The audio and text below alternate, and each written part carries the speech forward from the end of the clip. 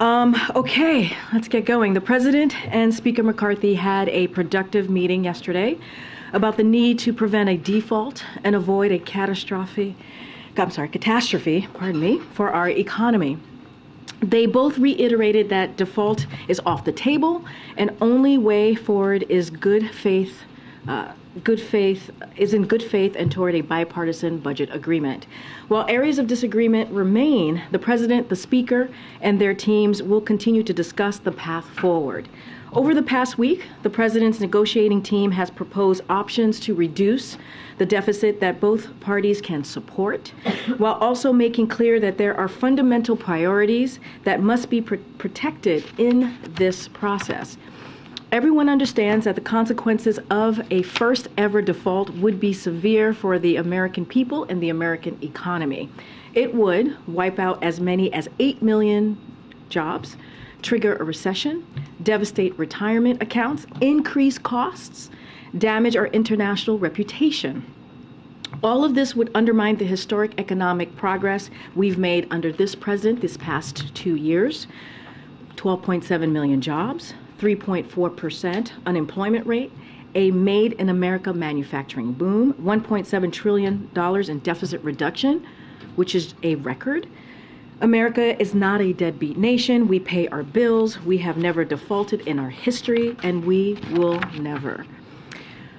Lastly, President Biden has made tackling the mental health crisis, particularly among our youth, a top priority. Sadly, there is undeniable evidence that social media has negatively affected youth mental health. Research shows that anxiety, depression, sadness, and suicidal thoughts are on the rise. Today, during National Mental Health Awareness Month, the Biden-Harris administration is announcing the development of a new interagency task force on kids' online health and safety, and a series of additional actions from several agencies to safeguard children's privacy, mental health, and safety online. Surgeon General Dr. Vivek Murthy also released a new advisory on social media and youth mental health that calls on policymakers, technology companies, researchers, parents, and young people to work together to make social media safer for kids. These new administration-wide actions will help advance President Biden's national strategy to tackle the mental health crisis and protect the health and well-being of our nation's young people. As we continue to mark Mental Health Awareness Month, the Biden-Harris administration remains committed to ending this crisis and ensuring everyone can access the care they need to live full and happy lives. With that, Chris, you want to kick us off, please? Yeah, a few questions of the budget negotiations. Sure. Republicans have said the White House has shown a lack of urgency around negotiations. We're 9 days from the end of the month, and under House rules, it could take 4 days to get a deal on the floor for a vote. The Speaker wants a deal to be cut this week. What is the White House's deadline for reaching a deal to get it for a vote in time? So look, as I stated, the conversations, as the Speaker has stated, as we have stated, have been productive, which is important. Clearly, that we're moving forward. As I think just moments ago, the team from the White House who were on the Hill for the budget negotiation, that just ended. They met for hours, and so they're going to be returning and clearly give the president an update. But look, this is urgent, but this is not political. This is about doing the work and the business of the American people. This is something that we have said over and over again for the past 5 months, that this is for Congress to act. This is their constitutional duty. So we've been very clear, and we've shown urgency from here. And look, we think Republicans saying that the White House is not showing any urgency is a ridiculous question, is a ridiculous statement for them to be making. And so we've been saying this for months. Congress must ask, Congress needs to act, and we'll continue to lay the line on that. So oftentimes when these meetings happen, the White House or other parties call them productive. That's the word is often used. But can you say that we're actually closer to a deal now than we were last week? So what I can say is reiterate what the President and the Speaker said. The Speaker said this yesterday, that the conversation yesterday was productive. And I think that's important when you're hearing that. And these types of negotiations, as we know, are very difficult, right? Negotiations, this is nothing new. They are incredibly tough. And so when you hear it from both sides saying that they're productive, I think that's an important statement. I'm just not going to get into any further details. The last question is, the Treasury is looking for ways to delay certain payments. Is the administration trying to push back the X date?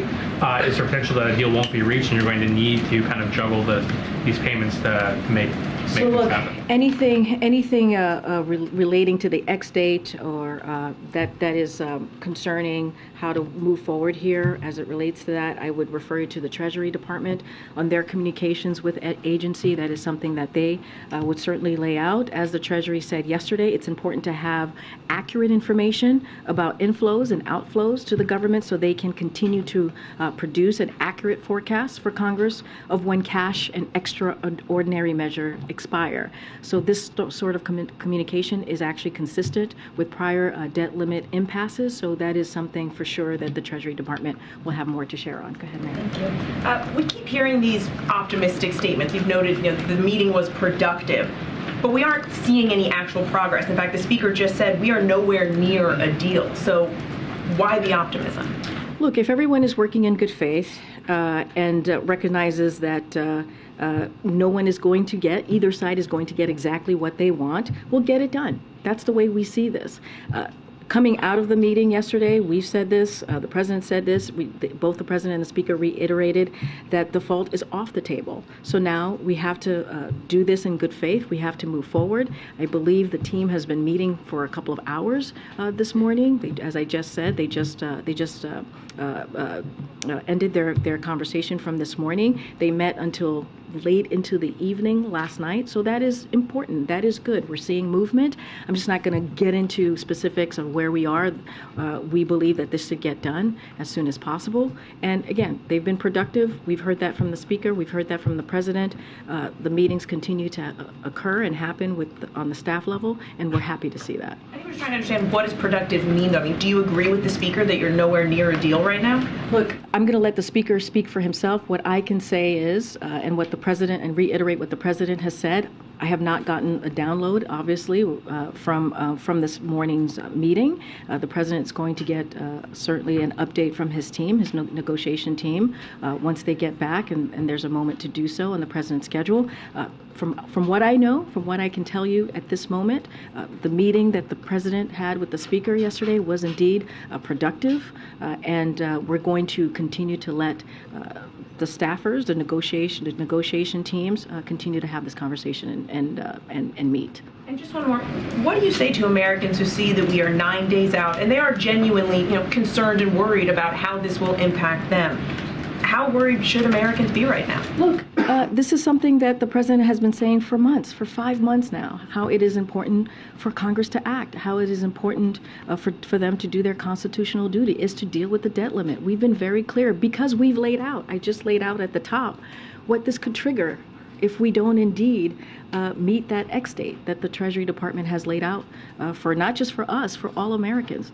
And so, look, if you're thinking about millions of Americans losing jobs, yeah, that's concerning. A potential triggering of a recession, yes, that's concerning. If you think about how this would take back all the progress that we've made in the last 2 years with this president. We think about 12.7 million jobs. We think about unemployment at 3.4%, which is the lowest that we've seen in history. All of the gains that we have made to get the economy back on its feet, yeah, we can see that go away. So that's why the president has been meeting with the leaders in Congress, and specifically yesterday with the Speaker, and having that conversation to continue to show the urgency that we have. But it's been for 5 months that we've been saying this. Steve. Does the President plan to talk to Speaker McCarthy today? I don't have any calls to read out to you for the President to speak to Speaker McCarthy. I can tell you for sure that he will be getting a download from his negotiation team once there's a moment on his calendar to do so.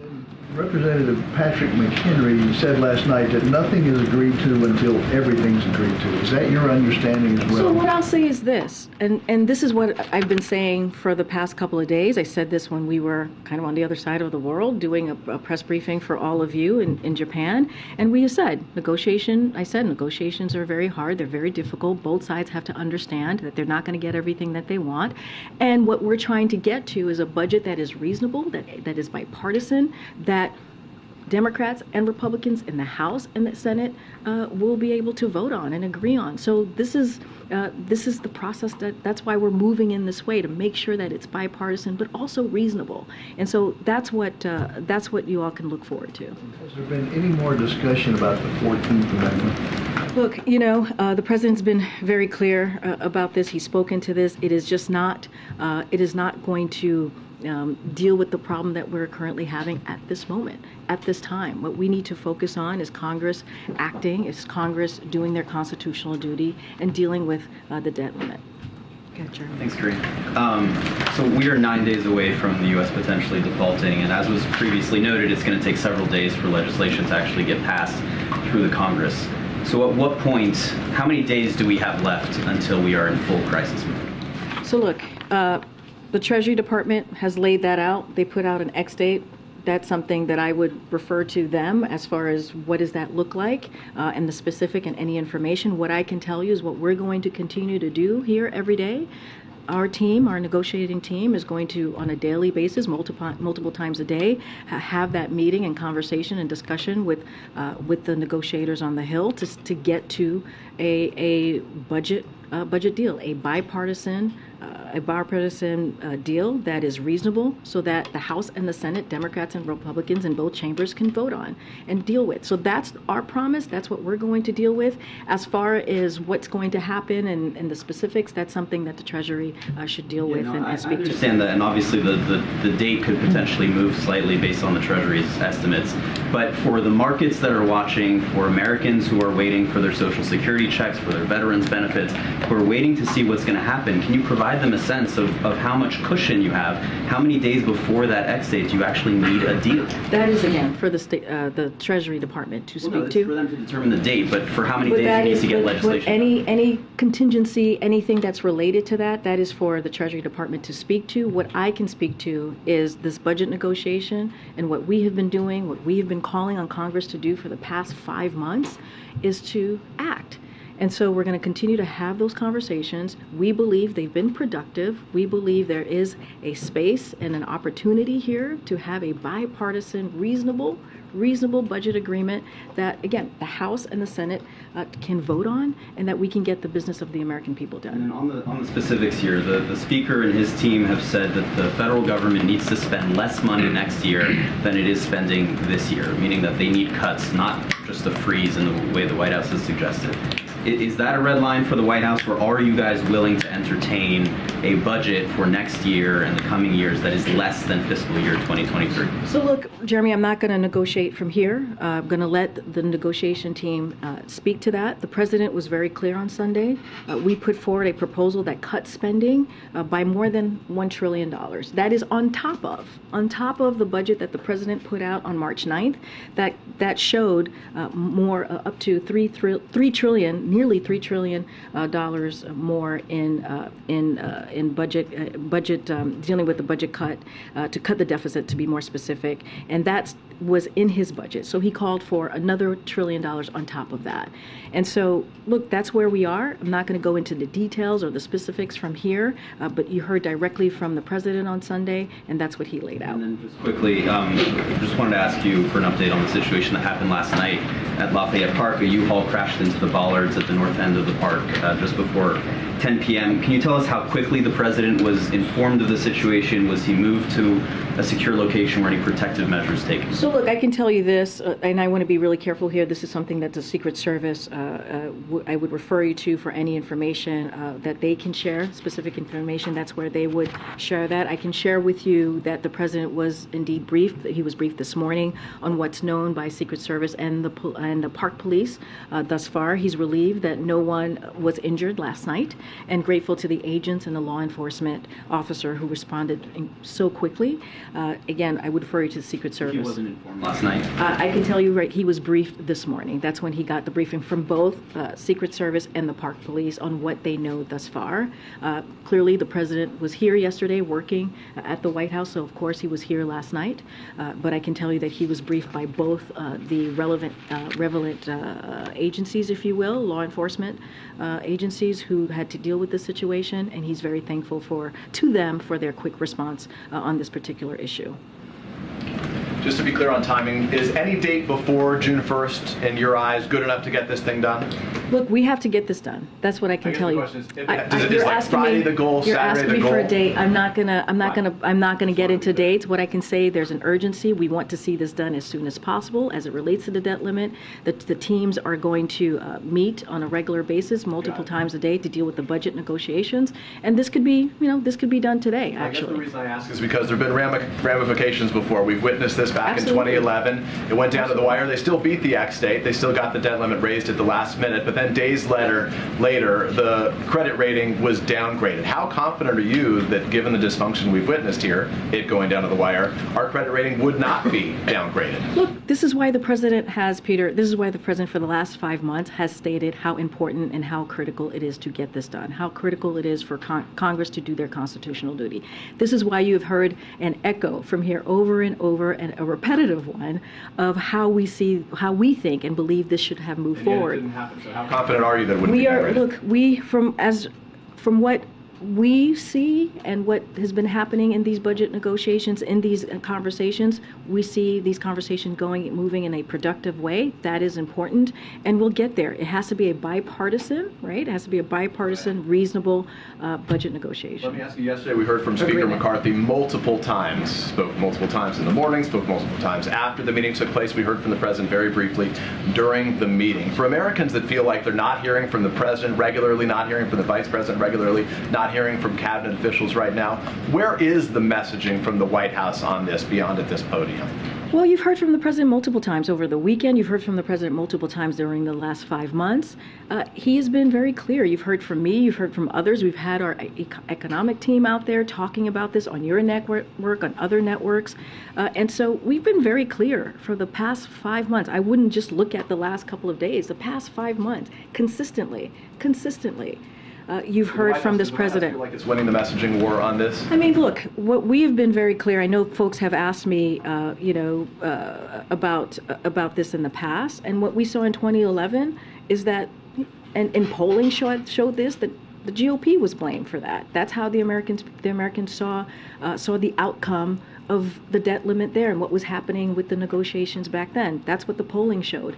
So what we're going to do is we're going to continue to either speak from here almost every day. We speak from here about what's going on. You've heard from the president. You've heard from the economic team. You've heard from Democrats, the leadership in the House, in the Senate speak to this, about the urgency, about Congress actually needing to act and doing their constitutional duty. Last one is you said that if both sides are working in good faith, this will get done. Does the president believe that Kevin McCarthy is working in good faith? What the president believes is that the conversations have been productive, and that is important. And just to reiterate this, negotiations are hard.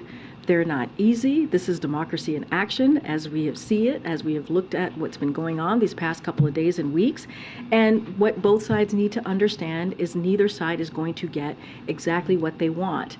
But what we need to have is a bipartisan, reasonable budget agreement, and that's what we're working towards. You didn't say the president thinks Kevin McCarthy is acting in good faith. What I said is that if everyone keeps working in good faith. So, yes, we believe that that is what is happening. There is a good faith effort here. We just have to continue to do that. We have to keep doing that, and then we can get into a bipartisan, reasonable budget agreement. Thank you. I'm gonna go to that. Go ahead. Yeah, right with me or behind me? No, go ahead. Okay, thank you. Are the negotiators going to meet again today? The House negotiating team came out and seemed pretty down on the state of things, and weren't even sure there would be a meeting. Do you have any sense from the White House side? Since it just ended right before I came out, I don't have an update on a meeting for today. As you know, they met, I think, almost till midnight, around 11 o'clock last night, and then they met again almost 12 hours later. This is the budget negotiation team, just to be very specific here. They went up to the Hill, and they had a meeting for hours that lasted clearly more than 2 hours. I just don't have any update if they're going to go back to the Hill later today. I can tell you this, that the president is certainly going to get a download from the budget negotiation team today.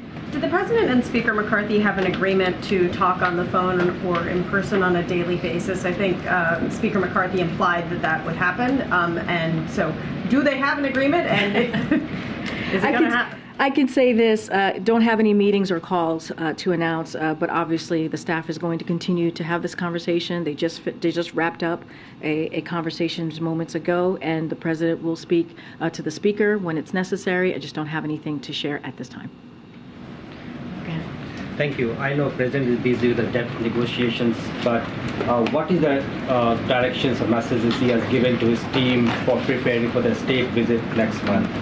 So, as you know, the President and the First Lady are looking forward to welcoming Prime Minister Modi for the official state visit, which is, as we announced, is going to happen on June 22nd. And I'll say more broadly, as we have already shared, when we announce the visit, this will be an opportunity to reaffirm the deep and close partnership between the United States and India, and the warm bonds of family and friendship that link Americans and clearly Indians together. And so that's very important to the President. The visit will also strengthen our two countries' shared commitment to a free, open, prosperous, and secure Indo-Pacific, and shared resolve to evaluate our strategic technology partnership, including in defense, clean energy, and space. Don't have anything else to preview. Clearly, as we get closer, June 22nd is very far away on our calendar, and so once we get closer to the 22nd, surely we'll hold background calls and have more information and more details to share. And secondly, in Japan, when President met the Prime Minister, he told the Prime Minister that he has been receiving flooded with lot of requests to be invited for the state dinner during those days. Say that one more time. I guess the President told the Prime Minister in Hiroshima when they met that he's being flooded with a lot of requests for the invitations to attend the state dinner. Who's he? The President. The President. Can you just say that one more time? It has been reported in the media that the President told the Prime Minister that he's being flooded with a lot of invitations, requests to be invited for the state dinner. For the Japanese President to be the Japanese Prime Minister being. Indian Prime Minister. Oh, you're talking about India. Okay, I'm not quite. Can I repeat it again? Yes, one more time. I don't know if you're talking about the Japanese When the President met was the it Indian Prime Minister. Oh, okay, Indian Prime Minister.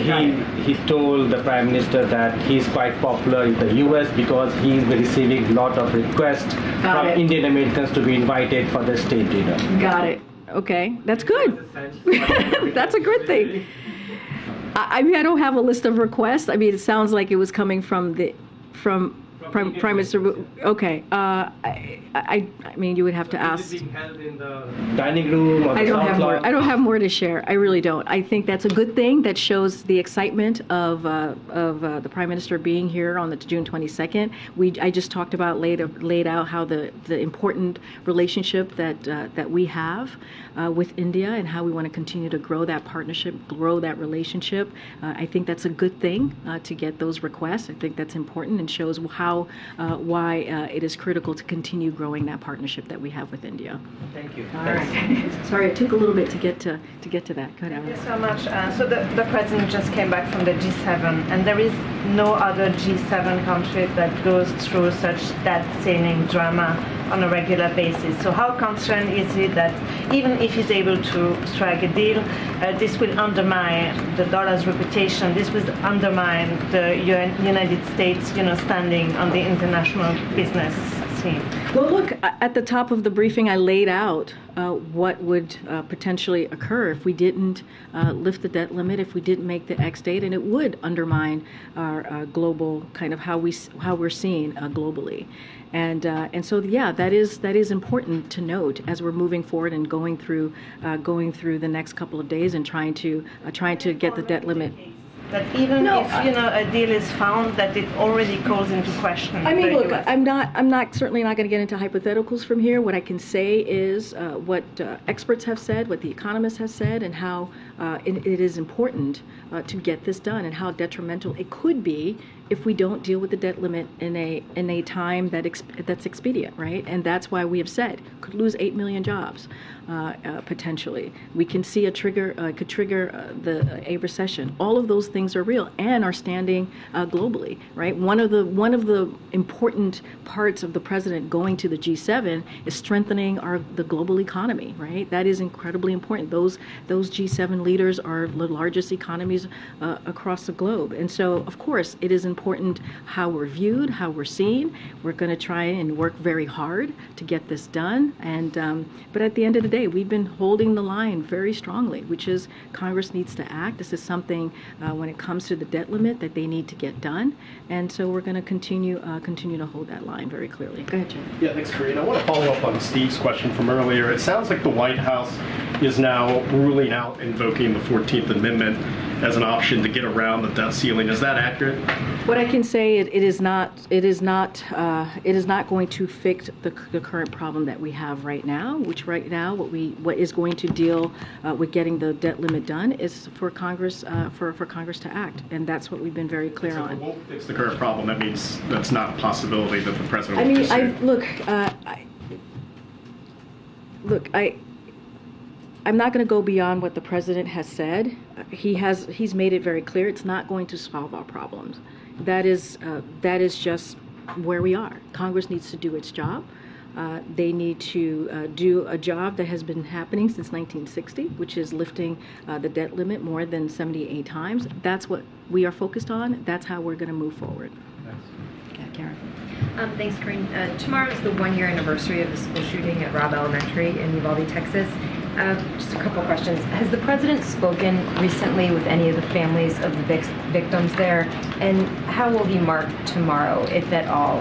And what's his message to the families and the nation at this anniversary? So a couple of things there. I don't have any calls to read out. We don't have any calls to read out to you on any recent conversation that the president has had with the family. As you know, the Sunday after the horrific shooting, the president and the first lady went to Uvalde. I think some of you may have gone with us, traveled with us to Uvalde, and listened to the families and hear their stories about their loved one who were killed. And it was a heavy moment.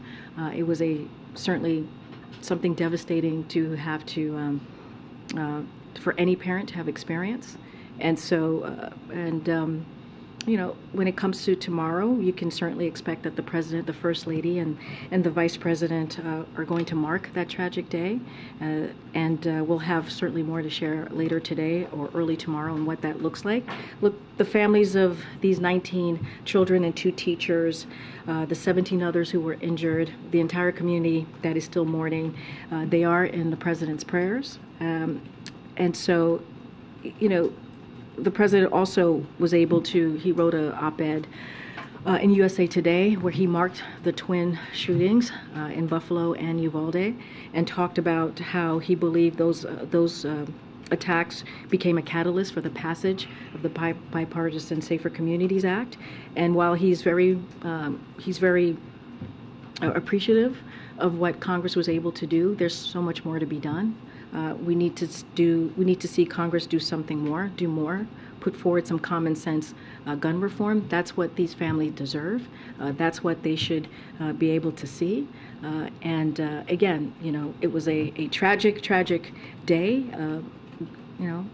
Guns is certainly an epidemic in this country. It's the #1 killer of our kids in America. And the president's going to continue to ask Congress to take more action. On the debt ceiling, Mitch McConnell has said that everyone needs to relax, that this is not an unusual process. Does the president agree with that? Well, what's unusual is for our economy, the American economy, to be held hostage and to be connected in this way to the budget process. And we do not default. We are not a deadbeat nation. We've been very clear about that. We should not be headed towards a direction where we would default for the first time. But I will also say both the president and Speaker McCarthy said that default is off the table. So that is productive. That is a step forward and a very important thing to note. And so we're going to continue to ask Congress to act and to get this done and to lift the debt limit. And does the White House see any potential in negotiating short-term rates? That is something that both the Speaker and we have said is the Speaker has been very clear that is not on the table. And so we're going to continue to get this done in a way that should be done, right, which is Congress to act and to deal with the debt limit. Thanks, Karine. To follow up on the 14th Amendment again, the last time the president spoke about this in Hiroshima, he actually said that he was looking at the 14th Amendment and he thought that he did have the authority, but the question was essentially whether it would get tangled up in court in appeals. And he said that's what is unresolved. So has the White House determined that there's not enough time to invoke the 14th Amendment? So look, the 14th Amendment, as I've been saying, doesn't solve our problems. Congress must act. The president actually has said that multiple times. And understandably, the president gets it, right? He knows that any action needs to be strongly supported by the law. And I think that's what you heard from the president. Look, I'm certainly not going to get into legal opinions from here. That is not something that I'm going to do from here. But again, at the end of the day, it doesn't solve the problem that we have now. But the last time we heard from the president, it was still on the table. Is it on or off the table? The president also said on Sunday that it's up to lawmakers. This is up to lawmakers. And so Congress, again, must do what it's done since 1960, 78 times, which is deal with the debt limit and make sure that we are not a deadbeat nation. That is something that he said as well. But understandably, the president wants any action to be strongly supported by the law. And that's what you heard from the president. But he's also said, reiterated many times, it doesn't solve our problems and Congress needs to act. You said today that negotiations are hard and they take time. Did the president wait too long to engage with the Republicans on the negotiations that he's in the middle of right now? The president has been engaging or trying to engage with Republicans for months now. For months. He put out his budget on March 9th. You heard us talk about this. You've heard us lay it out. You've seen the budget, what the president laid out on March 9th. And Republicans passed their budget plan at the end of April. And then days later, that's when budget negotiation started. And so we've been clear for the past 5 months how important it is for Congress to act, for Congress to do their constitutional duty. That is something that we have been clear on. That is something that the president specifically has been clear on. And so I'll just leave it there. I'll let the record show what we've been doing for the past several months. Go ahead, Steve. Thanks, Karine. Last fall, the president was asked about a recommendation by the Treasury Secretary that Congress repeal the debt ceiling. At the time, he dismissed the idea. He said it would be irresponsible to do so. Given where we are, given the risks, given all the horrible things that potentially could happen, does the president still believe that there ought to be a law that caps the nation's statutory borrowing authority? Honestly, I'm just not going to get into that right now. Right now, what is the urgent nature that we see in front of us is getting this debt limit done, which is making sure Congress does its constitutional duty and do something that has been done 78 times since 1960. That is what's urgent. That's what the American people deserve, and that's what should be happening. One of the things he said yesterday in the Oval Office is that if there is a deal, the challenge that both leaders will face is selling it to their respective constituencies and their parties. Can you describe the outreach that's currently underway between the White House and congressional Democrats? So I'm not going to get into private conversations, but clearly our team here, Office of Leg Affairs and other offices in the administration, and along with the congressional leaders, have been in touch with members and with certain teams clearly in Congress. Those conversations will continue. That outreach was continue. I'm just not going to read out those private conversations, but that's what I said. I said negotiations are hard, right? It is democracy in action is what we're seeing currently right now. And just as long both sides understand that neither is going to get exactly what they want, we can get to a bipartisan, reasonable budget agreement. That's what we're working towards. That's what you're seeing from the White House negotiation team. That's what you're seeing from the president, just as long this keeps continuing to move in a good faith effort. Okay. I'll come to the back after. Thank you. The tone in the last few days has been very respectful between the White House and McCarthy's team. You just said a few moments ago that McCarthy's team is working in good faith. But this morning you had House Minority Leader Hakeem Jeffries slamming MAGA Republicans for dangerous default gamesmanship. You had Pete Aguilar saying McCarthy's beholden to the most extreme members of his party. So is House Democratic leadership undermining the work of the administration right now? Not at all. We are aligned with them, with the leadership on both the House and the Senate, and that continues. And we have been aligned with them for the past several months. Does Jeffries speak for the party here? I believe he's the leader of the Democratic caucus on the House, so I would presume that is a yes. So it just seems like there's a bit of a divide between the rhetoric that he's using and the rhetoric we're hearing out of the White House. Look, I think multiple things could happen at the same time. Clearly, Leader Jeffries is a partner in this, has been a partner as well as Leader Schumer. That will continue, and I'll just leave it there. I'm going to go to back. The discharge petition, one more. Is that at all a signal that House Democrats doubt the president's ability to lead the country to a solution here? Well, that's an extreme analysis or final kind of analysis there. I would say if you look at what the president has done the last 2 years and the leadership that he has shown in passing historic pieces of legislation, bringing the Democrats together in passing in the Inflation Reduction Act, when he brought the Democrats together to pass his first legislation, which is the American Rescue Plan, that helped get the economy back on its feet. That is a president that has led. That is a president that has continued to lead. You look at the economy has been able to create 12.7 million jobs. It's been able to see an unemployment rate at one of the lowest that we have seen in modern time. And that's going to continue if we continue to do the work of the American people, get this budget negotiation done. And here, that's at stake. The work that this president has done, that is what's at stake right now. The district that would be like an end run around what the president is doing. Absolutely not. Look, I would refer you to Congress on their processes and what they're trying to do in Congress. But to say or suggest the president's leadership is in question, I think is completely false. I disagree with that premise and certainly with that question, because if you look at the last 2 years, if you look at what Democrats have been able to get done with the leadership of this president, that is the complete opposite of what you just laid out. Go ahead, April. Two topics. On the debt ceiling, you were strategic last week in saying it was conversation. There were a series of conversations versus negotiations. That is now turned. When did that wording change and why? And what is the sticking point within these, or what are the sticking points, if you will, in these negotiations? Can you say that one more time? What's changed? You were saying what's changed? You were very strategic in saying they're not negotiations, they're conversations.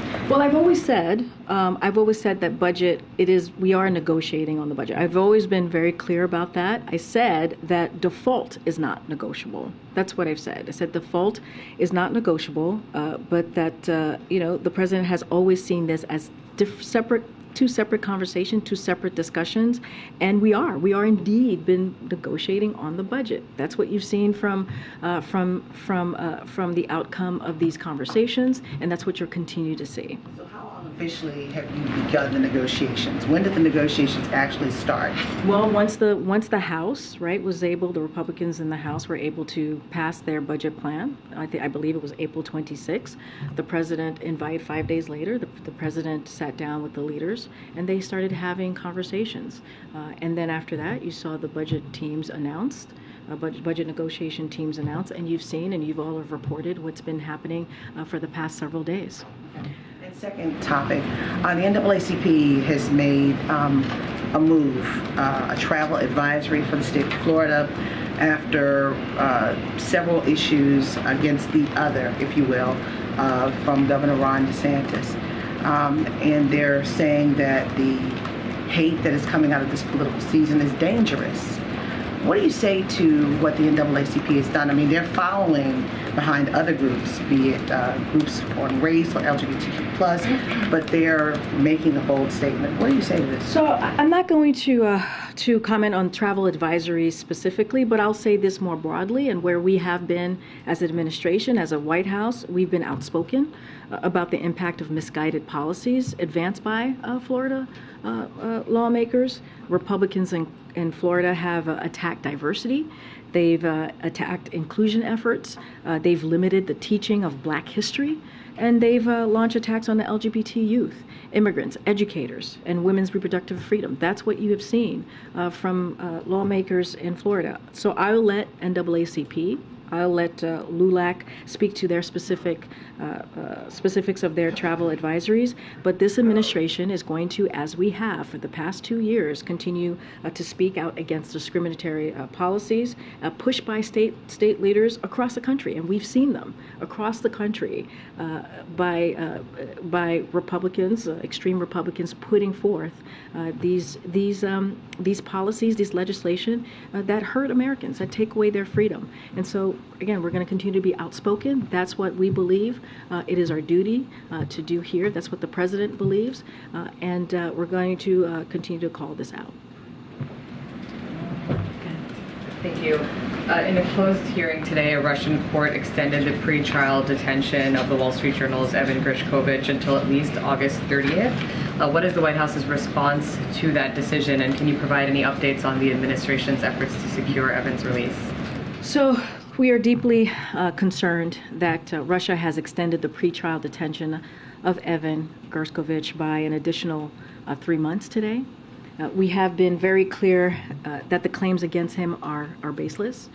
Russia should release Evan and Paul Whelan immediately, and will continue to be very clear on that point. On another topic, China has said it'll ban big companies from buying Micron's chips.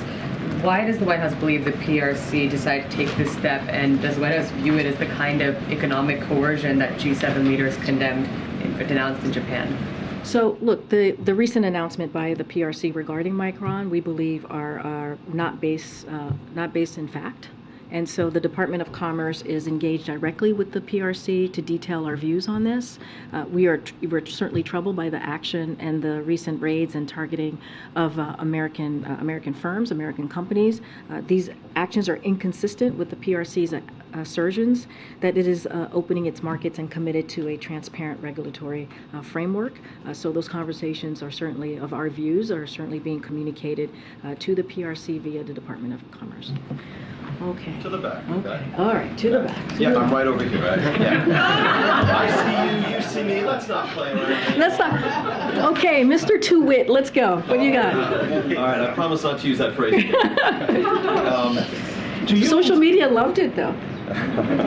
Do you mean to tell us that in the discussions between the President and the Speaker, and in the discussions between the two negotiating teams, they are only discussing federal discretionary spending, and that they are not at all discussing the terms under which the debt ceiling would be raised? What I can tell you is what you've heard from the president and what you've heard from both sides, which has been, the negotiation has certainly been about the budget. You've heard them talk about the budget. You've heard them talk about how we're moving forward, and that in this particular moment that we're in, they've been productive. The president has held the line and has been very clear that the debt, when it comes to the debt limit, it should be done without negotiations, without condition. That's something that the president has said in front of all of you, and he also said, in the actual rooms. I just told you. Talking about the debt ceiling, about how long it would be raised, by how much. That's not a subject of discussion. Well, first of all, I am telling you what the president has said to all of you. I know what he said. I follow him very closely every day. I want to know what's happening in that room. The president has spoken to what he has said to the leaders in that room, to what he has said to Speaker McCarthy in the room, and he's been very clear. And so he has said, when it comes to the debt limit, it is not negotiable. It should be done without conditions. That's what he has said, that he has been very clear. But is he leading up to that in these talks? Well, I will also remind you that yesterday the Speaker and the President said, when it comes to default, it is off the table. And I'll leave it there. Okay, let's keep going. Go ahead, Alex. I haven't seen you in a while. Hi, Karine. Democratic mayors in Chicago and New York are just straining to house, humanely the migrants coming north from, Texas primarily. And it seems, at least in New York, they've run out of solutions. They seem really desperate. It seems like Chicago is more or less in the same boat. And they've pleaded for more help from the federal government. And what do you have to say to the mayors there? So look, we just announced very recently that over $200 million to support cities this month, and we'll soon be awarding an additional $360 million. So we take this very seriously. And we would, of course, like to be able to provide more than that, but this is something that Congress needs to give it to us first to actually deal with that. But again, $200 million that we've just announced, another $360 million that we're going to announce additionally to help these cities that you just laid out. But in the meantime, I would note that the number of unlawful border crossing has plummeted since our plan went into full effect just about almost 2 weeks ago, 10 days ago. And so that's because we put a plan in place that dealt with diplomacy, deterrence, and enforcement. That's what we did. And that's what you're seeing once our plan took in effect. You actually saw numbers of unlawful border crossings plummet. And so that is important because the actions that we've put forward is actually working. When it comes to the cities, we're doing everything that we can. Of course, we would want to do more, but we have to have Congress to act as well. All right. Okay. Thank you so much. Is it me or is it the guy behind me? I'm going to take The it. floor is yours, Okay. Anita, if you want. I'm going to follow up on Sabrina's China question. When the Commerce Secretary meets with their Chinese counterpart in Washington, what are the administration's objectives for this meeting? Should we see this as a sign of a warming up of relations between Washington and Beijing? And, are they going to discuss this proposed executive order that the president is mulling over about preventing American companies? So I'm certainly not going to get ahead of that conversation, of that meeting. I think it's going to be a very important conversation, clearly a meeting that the Commerce Department's going to have. What I'll say as it relates to the next steps and other meetings and other travel by cabinet secretaries, we've been very clear when it is appropriate, we'll certainly revisit Secretary Blinken going to China, and we've talked about Commerce Secretary going to China, and it's also Secretary of Treasury going to China as well. But when the time is right, when we feel like it is appropriate, certainly those conversations will continue, and we will re-engage on a potential travel, but certainly not going to get ahead of what's going to be on the agenda or what's going to come out of those meetings. Quick Africa question. An inquiry out of Pretoria finds that indeed a private South African company did supply weapons to Russia. So how does the White House feel about this? What could be the consequences? Is Pretoria going to be receiving an angry phone call or maybe a rap on the knuckles, changes to their AGOA status, anything like that?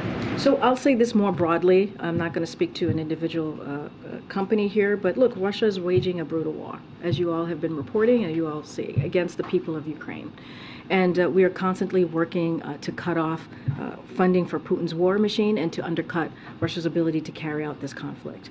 And so, as part of those efforts, we have strongly urged countries not to provide support for Russia's war, but certainly I'm not going to get into either any private diplomatic discussions or private companies from here, but we've been very clear on what we have seen Russia do to the people of Ukraine, but we've also seen Ukrainian people over the past, and this is something that the president said over the weekend, bravely fight for their freedom. And so we're going to continue to do everything that we can to give them the assistance that they need to fight for their freedom. So I'll leave it there. Go ahead. Yeah. Thank you so much. Speaker McCarthy said yesterday in front of the White House that the reason why we are in this problem is because every time Democrats wanted to make a deal, they wanted to make a deal about spending more money. So do you agree with Speaker McCarthy that Democrats have a spending problem? No. To it. No, to it. Look, I'll say this. The president's budget reduces the deficit, as you know, by nearly $3 trillion over 10 years. Right? This is a president that believes in dealing with the deficit in a real way. That's on top of the $1.7 trillion that the president has been able to reduce the deficit the last 2 years. So the president takes this very seriously. This is, he's proposed reducing the deficit by eliminating tax breaks for carried interest loopholes, retirement for wealthy real estate investors, and cryptocurrency. He's also proposed raising taxes for billionaires, stock buybacks, and big corporations. And let's not forget the subsidies for big pharma and big oil. For big oil, it costs about $30 billion. For big pharma, it's about $200 billion. That's what it will save if we were able to cut those wasteful spending on subsidies. So the president has laid this out. He's been very clear. Just look at his budget from March 9th. He's laid out how we can cut spending on behalf of the American people and American families. And that is on top of what he's been able to do the last 2 years, $1.7 trillion. Now, more recently, he also talked about doing an additional $1 trillion on top of the $3 trillion that he proposed in March 9th in his budget. So he's taking this very seriously. Okay, thanks, Karine. Okay, guys, I'll see you tomorrow. Thanks, everybody. Thank you.